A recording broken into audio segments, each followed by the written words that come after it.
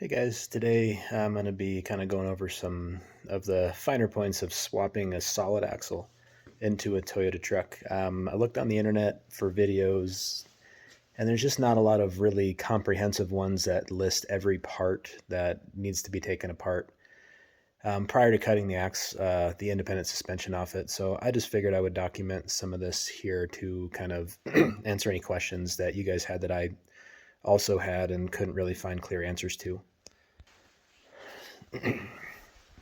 So first of all, you're going to want to have a shop space to do this.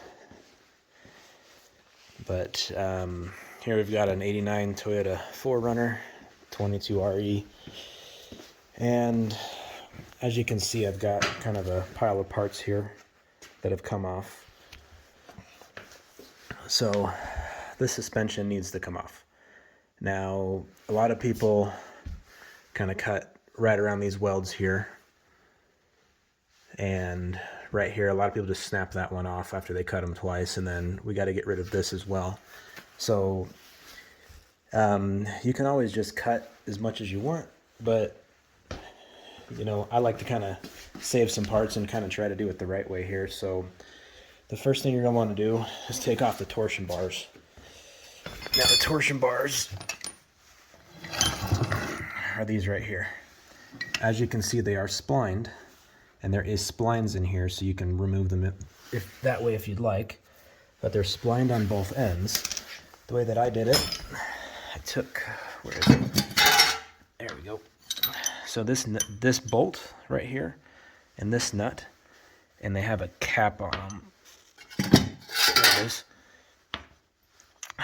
Go on like so. So what you have to do is back this nut all the way out. And most of these are seized on the Toyotas, especially if you have any kind of rust. But that bolt is right here. So you go up there and you'll get a wrench on the top of it, and you just start loosening it till the bolt falls out. And then your torsion bar is going to move freely at that point. And you can take it, pop it up, and then pull it out. And torsion bar connects to the upper control arm, which was sitting right here, into this right here. So as you can see, I just pulled it out of the splines in there. That one's a little tight. But yeah, you just pull it out of the splines right here. Torsion bars come right out. And the upper control arm needs to be removed as well. So as you can see, I've done the same on this side. So everything that needs to come out of it is pretty easy. It's just unbolting. On top of the upper control arm, there are 3 bolts right there. And those 3 bolts go right here. 1, 2, 3. All you do, remove the torsion bar, undo those 3 bolts right here, and then the whole control arm comes out. You just pop it up and move it off. And it comes right in. The other side, it comes out of, like, there's enough clearance here that you can get it out. So non-issue there. Some other things you need to do: get your sway bar disconnected, remove your drive shaft. It goes right here, and then right there. And I disconnected my pitman arm here from the steering linkage. And also, you're going to want to disconnect your steering stabilizer there. And it just bolts up there with a 14 millimeter, not very bad. Some other things to consider here: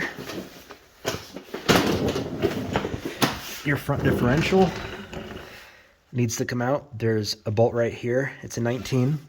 And there's another bolt right here that's also a 19. Because those bolt into your frame, so you have to get those out as well. After that, I just disconnected my ball joint right here. There's 4 bolts, really easy to remove, and it pops right out. Lastly, you're going to need to do your shock. These are pretty seized. I'm not going to mess with it. I'm just going to cut it with a grinder. Pretty easy. Never, ever cut down here with a grinder. It's pressurized. It will explode and probably catch on fire. You just don't want it. Other than that, make sure when you're jacking it up, be safe. But right about here, under the body mount, is where the spring hangers are going to go. So don't put your jack stands there. Put them farther back. So mine has an engine in it, It's sitting pretty stable right here on these jack stands. These are 6 tons, more than enough. But yeah, just make sure that you don't put them too far forward, because then you'll not be able to jack it up when you cut all this off, because typically you jack it up right here, and when you jack it up on that, you're going to cut that off, and you will kind of not have an option at that point. Okay, one extra thing. I was running into clearance problems in here trying to cut. So this is your front diff. I took out this bolt right in the front, which allowed this to fall down and give me a little bit more clearance in there. I don't know if you can see it. Yeah, because I couldn't cut it. All right. One thing I realized I forgot, pitman arm. I think it's a pitman arm at least. Has to come off. It's just 3 17 millimeter bolts right there. So other than that, I think that's all I can think of. I'm going to start cutting it up, and I'll do a video, like a time lapse, because I don't want to take up too much time with it.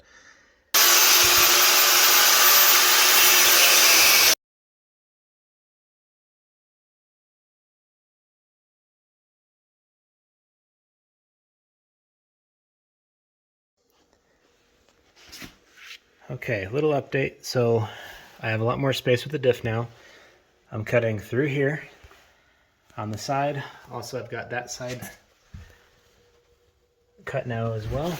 Now, if you look at the back one, there's a hole, and I'm trying to cut through it to the hole. Right there. So, coming around both sides here to the hole. Not so bad. And then this one I just cut up here. I mean, you could cut there. It really doesn't matter. You're cutting it all off. I'm just trying to get some clearance in here, because this is, I need some more space. All right, pry bar helps with this, but we got 1 down, 3 to go.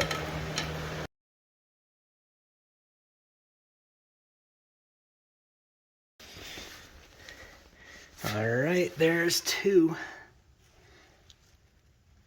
Now we gotta do the other side.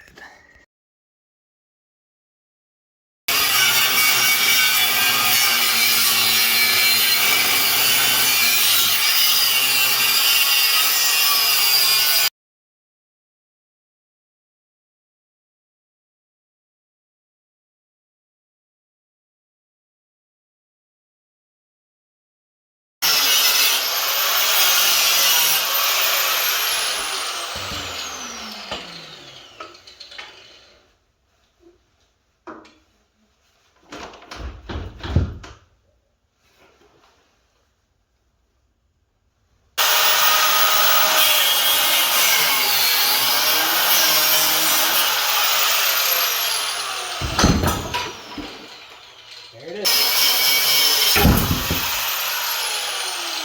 All right. She's out. My cord too. Oh, there it is. All right, as you can see, everything is now disconnected.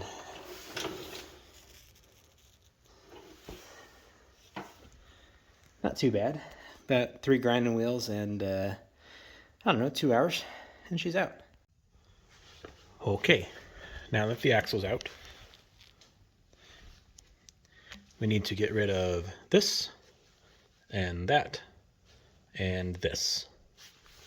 And this one, be careful, because the motor mount plate is behind it, right here. You don't want to cut it off, because the motor needs a motor mount, obviously. So you're going to actually cut it about here, and then there's a plate you're going to weld to it. If you're not sure, look at the kits. It's a square plate. You can kind of see the edge of it right there, and it goes over to here. So again, I think I'm going to cut here and probably here to get rid of this plate, and then I'm going to cut it lengthwise like this across the top. And other people cut them between these bolt holes right here. Okay, so this one right here, cut around this edge. Be careful here with the frame. You don't want to nick it. It's easy to do. So just barely get through it. You can start to see a little crack in it when you're cutting through. Be very careful with that one. I cut here. Oh, you can't see it. There it is. A little bit along the bottom on each side. See that? And now, to get it, I'm just working it. There's a weld on the back. So there's a weld on the back. I'm just gonna break it off. Yeah, there it is. See it? Right here. I'm just working it back and forth with a pry bar until that weld breaks. Okay, this back one was not as fun, but I cut around it, and the back of it's the problem. So on this side, I just cut it straight. See if I can focus a little bit better.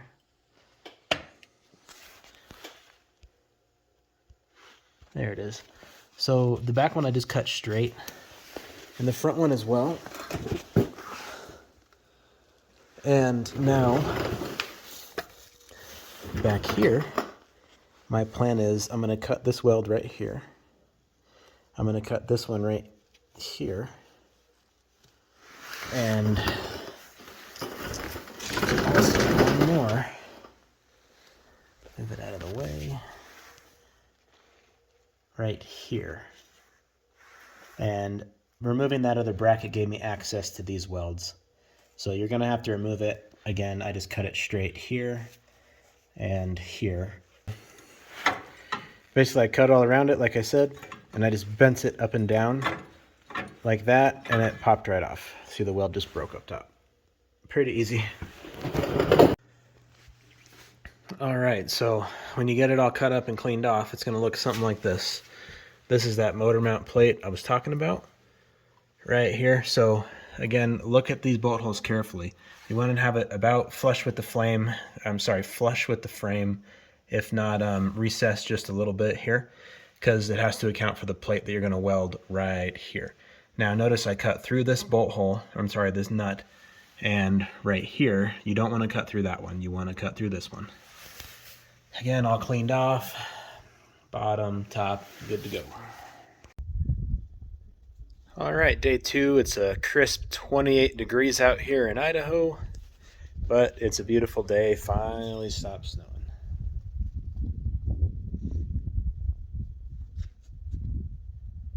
Cool. Let's get at it.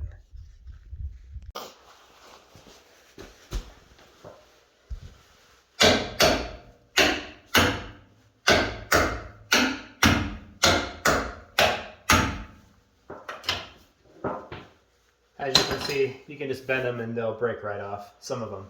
So for the harder welds that you can't get to, like up top and the back and whatnot, just bend it back and forth and it should come off. This one in here is kind of a pain.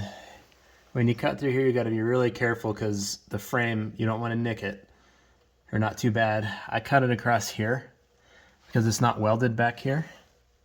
I mean, it's welded up here, but it's not on the bottom. And then I cut around this edge right here, went around in here on the side, and then back on this side. And now I'm just gonna kind of pry it off here and see how it's starting to come. There it is. There we go. Just like that. And I'm gonna bend it back and forth, because when I do, it's gonna break off that top weld right there. So I don't have to cut that. I mean, you can if you want, but I like to bend it.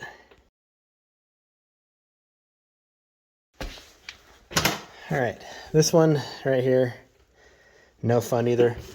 What I did is I cut all around it, and I'm kind of gonna work it back and forth up in here. Careful of your clutch I believe that, yeah, I believe that's your clutch line for your slave cylinder right there. So I'm going to work it back and forth, try not to damage that, and try to break that weld off in there. I can't really get a grinder in here, so I'll let you know what happens.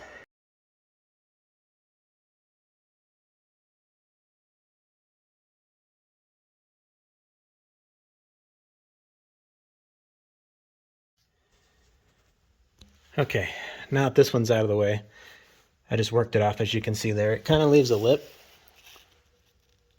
right there, but it's a lot easier to get to now that it's out of the way. Also, this mount here, I'm going to take my grinder behind it and kind of cut against it, and then I'm going to work my way to see how much meat I need to take off. So I'm only cutting this part, and I'll leave a gap that I'll come by and clean up afterwards.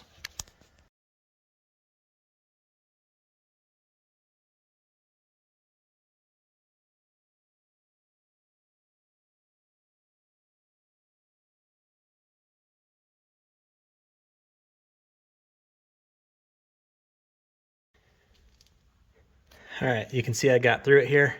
It's not quite flush with the frame, so I'm going to cut it about through this bolt hole right here, not this one, this one. And we're going to cut it straight, kind of make it flush, because we're going to weld a plate right there. Okay, now you can see I got it off through that bolt hole. And now on both sides, we're just going to clean up the frame right here, make it all nice and flush. As you can see, I didn't nick anything too bad, so should be good to go.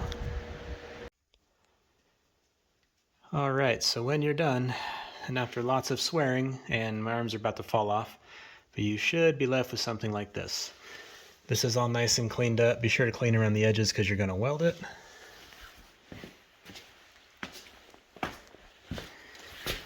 And again on this side. That was a lot of work. I think that took longer than actually cutting off the front end there, the IFS. But see, not too bad.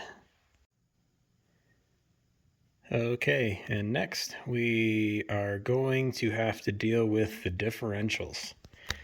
I'm going to be running 4.88 gears. The rear of my truck already has them, but the front, as I counted my pinion and ring, I forget the teeth count, but they came out, you divide I believe it's the ring by the pinion. I had 437s in this one, so that's not going to work. And 488s are much better with the 22RE, if not 529s, but I don't have them right now. So got an extra locker here going in the front. That's going to be going in the rear, and this will be on the next one. You may have been noticing that I have a lot of antlers. Yes, lots and lots and lots of antlers. And lots and lots and lots and lots. No, I will not tell you where I found them. Let's be real. The best part of any off-road build is getting parts like it's Christmas. And taking peanuts and sticking them to your dog. Oh, these don't stick.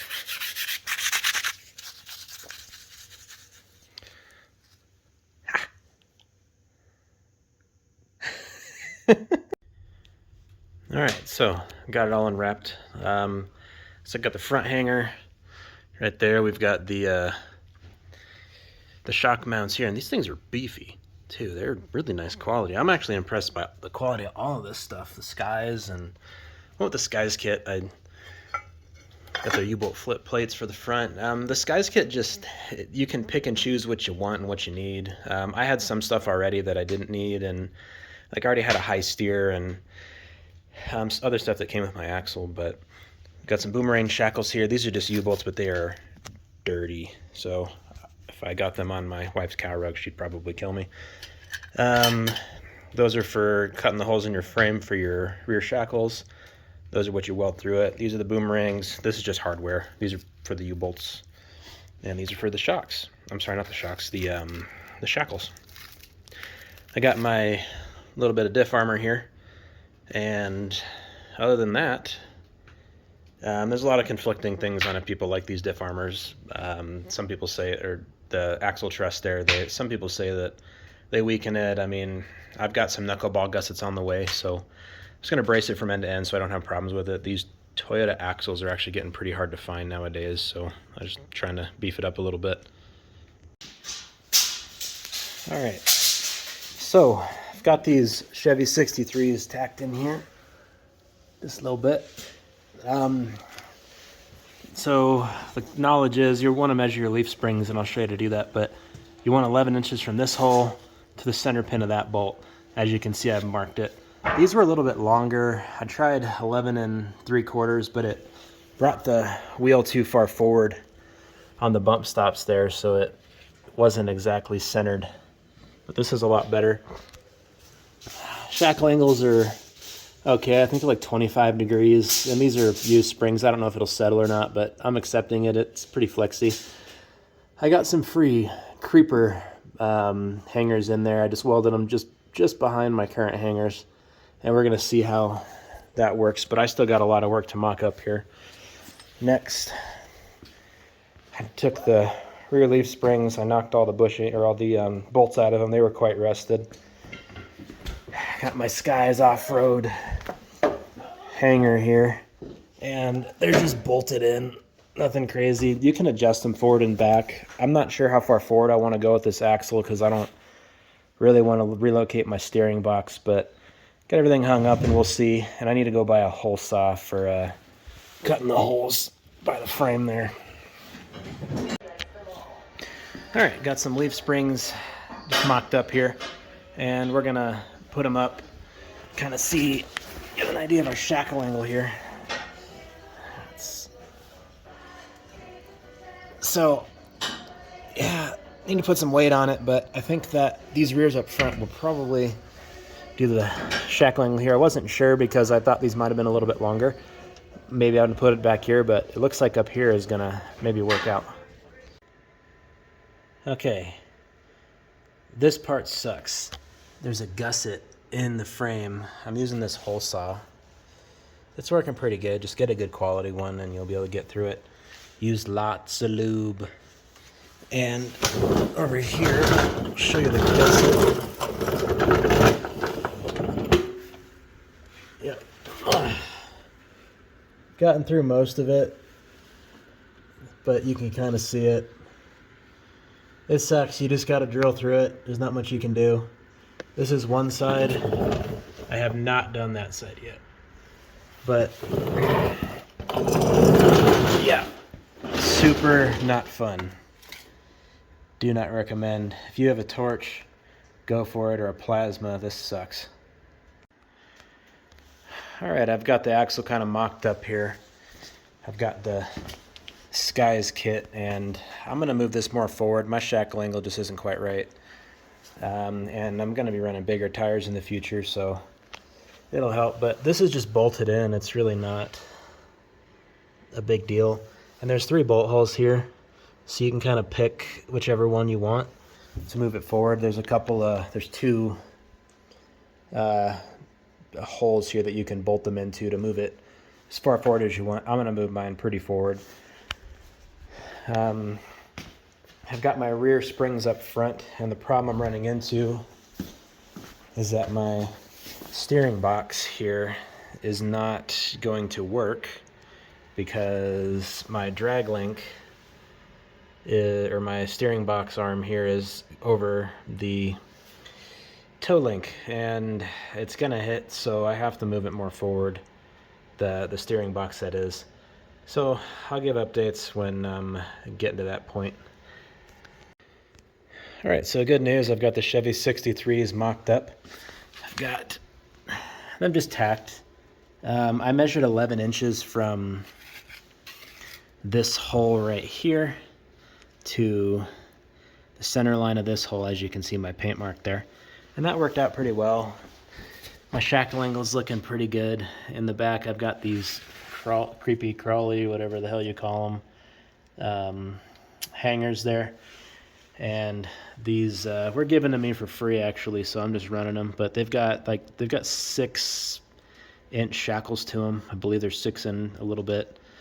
But yeah, they work pretty good. This thing's really flexy in the rear, so I'm pretty happy with it. We'll know when I run it, but probably going to burn them in, and the axle is pretty centered. Just make sure you mark that center before you do it. But as you can see back here, she's looking pretty good, and I'm happy with it. Well, I torched that one. As you can see, there's no teeth left. That was a cheap Ace Hardware brand. I don't even know. But got this Milwaukee one. I've got more faith in it. It's better quality. I tried to get the carbide, but I'm using an 1 5/8. That's the diameter, a little bit bigger than what these are right here for the frame tubes. But we'll see. I wanted to get the carbide bit, but they didn't have anything in this size with the carbide. So I'm going to go real slow with this one. That one kind of ran the impact on it, which torched it, so don't do that.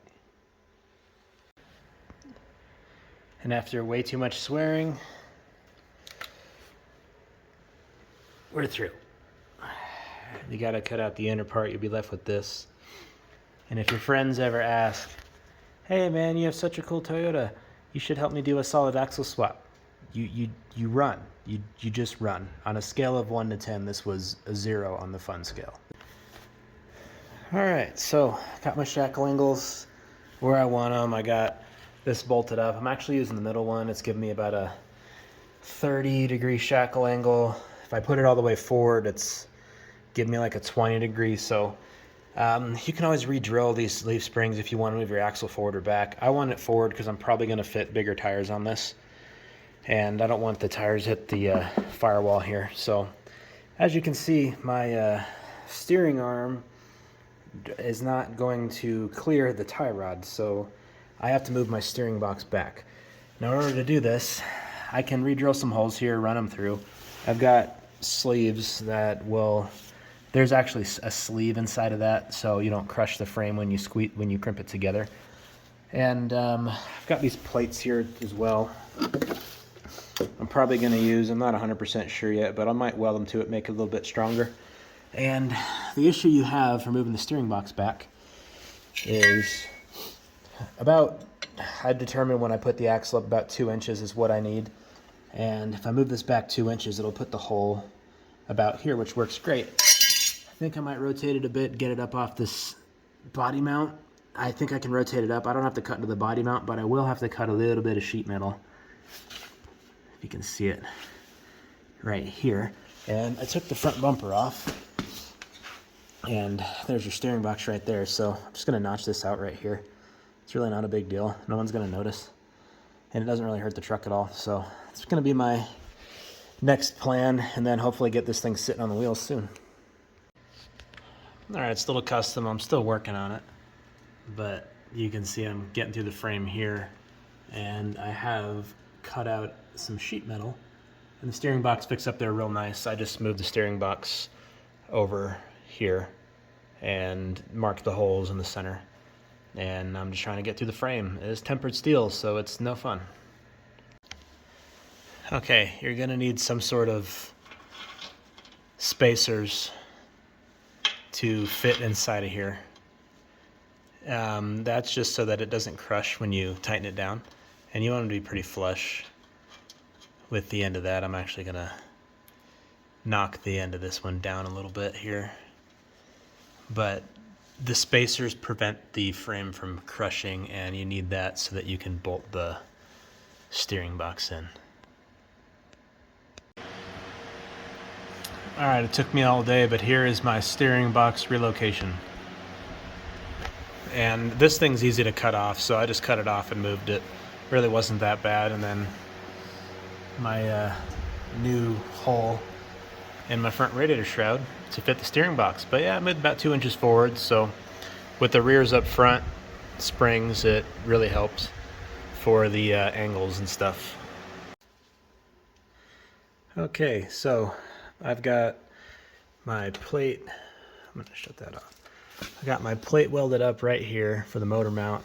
I rebuilt the axle and did all that. There's so many videos on it, I wasn't even gonna bother.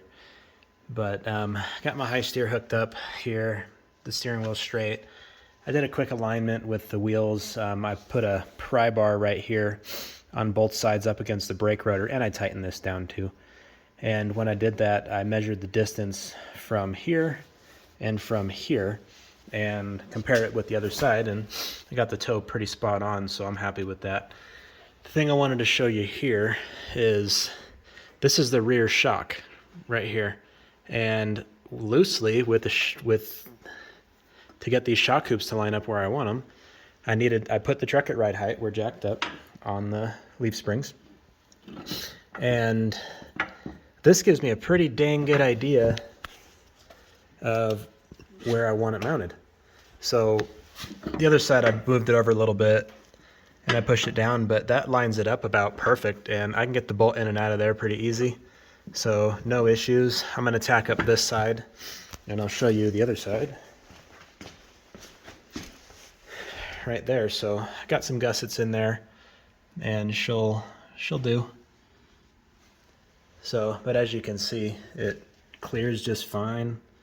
I got that bolt in and out okay, and I wouldn't want to go much higher than that, but it lined it up here with this lower shock mount and the upper one. So nice to have extra parts for mock-up. Works out pretty well.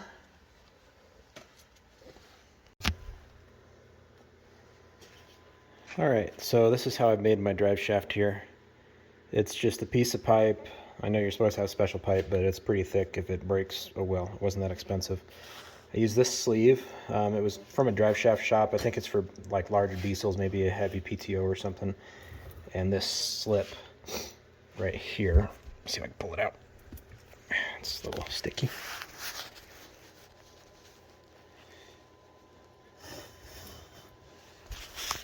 But as you can see, I've got a lot of slip on this.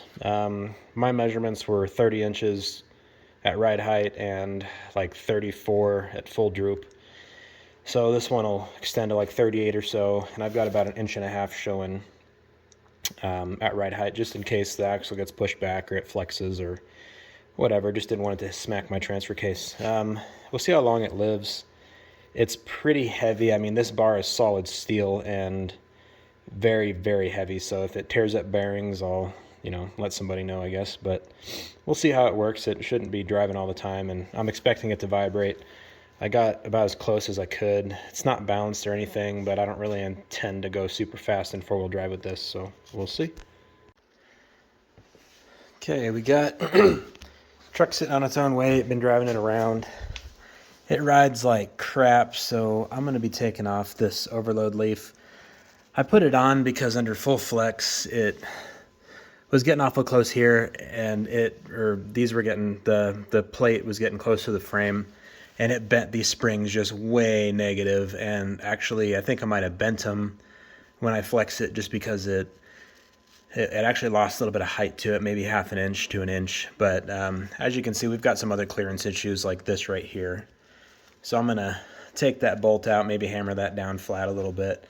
But I'm going to make a custom leaf pack here, and this overload's going to go. This was actually hitting the frame. They're getting close to it, so that's going to go away. I got a couple leaf springs over there, as you can see, and I'm concerned I have to maybe hammer these out a little bit wider, because these are 2 1/4 inches, and those ones that I have are 2.5. I could not find Toyota springs at a junkyard. It was impossible, and all they did was set the trucks in the junkyard all on the leaf springs, so I just couldn't pull them. But I got some out of a Chevy that are pretty close. It was actually a GMC Jimmy, but most Chevy leaf springs are 2.5 inches wide. But I think I'm just going to grind them where the clamp is to be about close. But these springs have a lot of arc to them. They were a spring under axle, which I'm hoping I'm going to use one of these springs. And these aren't very thick springs either. Most of the other Chevy ones are a lot thicker here, like the ones in the rear you can see are quite thick. So we'll see how it goes and how it rides. Right now it rides like crap, and I'm thinking that's just the overload, because it is literally sitting on that overload. But I'll let you know how it goes. Alright, getting this spring pack apart here. This is from an 89 GMC Jimmy. And the funny thing is, this spring has the most arch to it. This is also the shortest one, and happens to be almost identical in length to this one here. So with the pins aligned, I mean, it's pretty dang close. I bet I can just throw it in there and have a pretty good spring with some arch to it. It's a little bit wider here, not by a lot, but as you can see, right there. So it's not by much. I mean, maybe a 1/4 inch wider. So just be aware of that. It's kind of hard to tell. It looks almost even, but it's not. I can feel it here. So we're gonna see if I can get these spring clamps over them and see what I have to do to make that work. I may cut this one off and use the factory one that came with it here. I'm not sure. I'm just going to mix and match and see what I got to go, or what I get to work. Just cut a bracket here for a bump stop. This is off a Chevy Blazer, the older ones, I don't know, 90s to maybe early 2000s. They're literally everywhere at a junkyard. It's one bolt. To get it out, you just pull this foam piece, and then it's a 13 millimeter inside. I just cut a bracket for it, and if you look, it's going to fit perfectly right there. I'm just going to weld her on, and underneath it goes right down and fits above the should hit, hopefully right there is where I'm hoping. See if I can get a better angle. Not really, but as you can see, it's pretty lined up with about where I want it. So it's a good solution for anybody that's trying to do a quick, easy bump stop. I think they cost me $4 each at Pick and Pull. So.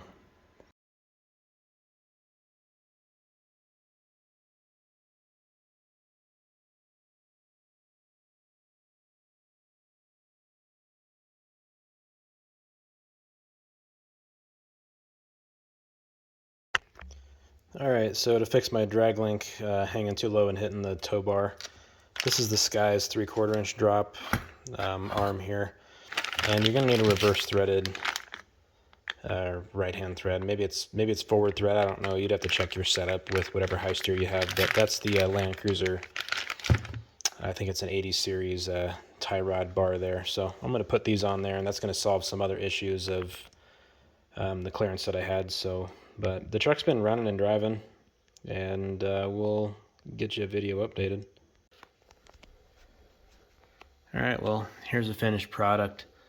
I'm gonna get that fixed for the tow bar, or I'm sorry, the drag link there. I went with the 12-inch shocks. I just went with some random cheap brand from O'Reilly's. You have to compare and get part numbers and whatnot. I mean, I could list them, but there's so many options, and everything's different. But relocating the steering forward helped a lot. Fixed a lot of my clearance issues here.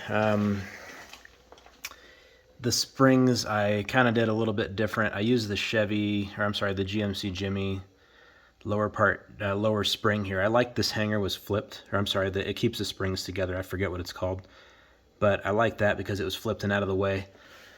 On the back, you're not supposed to do this, but I just tack welded this guy here to the end. It hasn't hurt the spring at all, and I didn't get it super hot. I just quickly welded it. It kind of is what it is, but it works good for me. I've been running this for a couple months now, and it rides really well. I haven't had any problems. So to each their own. My drive shaft does vibrate, and it's leaking now, so I'm assuming that it's probably hard on the bearings. I've been going a little fast with it, so just to see if it would vibrate. I mean, do that at your own risk. You can get a nice drive shaft all balanced and whatnot if you want, but I don't plan on going real fast with it, so it's to each their own, really. But yeah, that's the finished product right there. She's been running off-road and done a trip or two just to make it, make sure things are running and whatnot. I converted a tire carrier here that I've had from my other truck, and it's been worth it, I think, overall. And I would probably not want to do it twice, but I love this truck. I've owned it for many years, and I wouldn't, ever get rid of it. I think it was worth it to me personally. But to each their own. We'll get a couple videos here of it running off road and stuff in the future. It's a little bit crappy outside, so we'll go from there. But I hope you enjoyed it, and maybe I'll do a part 2 with how to regear axles and whatnot. But for now, this is what I got. Thanks for watching, guys. I hope you enjoyed my video, and any questions, just leave them in the comments below. I will be releasing a few more videos, kind of any extras that I do to the truck and modifications and whatnot, because these things are always a work in progress. I'm going to break stuff, and as I break it, I'll kind of update it as it goes along. So, thanks again, and see you next time.